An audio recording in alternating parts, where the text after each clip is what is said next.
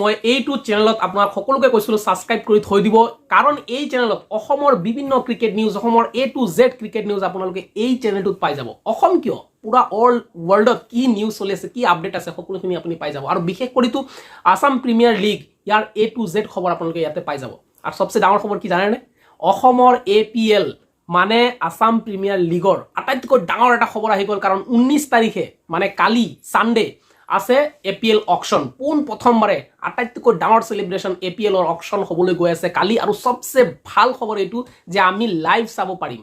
আৰু লাইভ ক'ত চাব পাৰিম জানে নাই?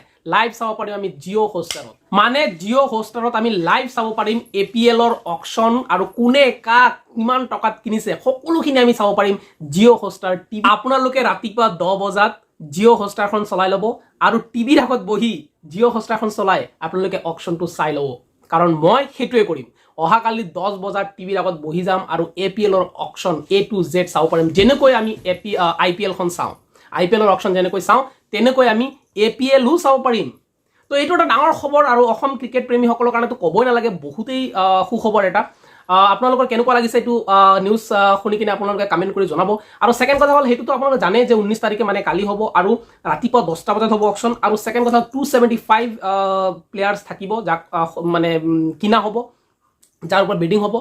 আৰু মেইন কথাটো হ'ল কি, এইটো হ'ব ক'ত, সেইটো আছিল আটাইতকৈ ডাঙৰ কথা। সেইটো হ'ব বৰ্ষাপাৰা ষ্টেডিয়ামত, মানে গুৱাহাটী বৰ্ষাপাৰা ষ্টেডিয়ামত এই অকেশ্যনটো হ'ব, য'ত IPLৰ নিলামী হ'ব, APLৰ নিলামী হ'ব। আৰু তাতে 275 প্লেয়াৰ্ছৰ ওপৰত এই বিডিং হ'ব।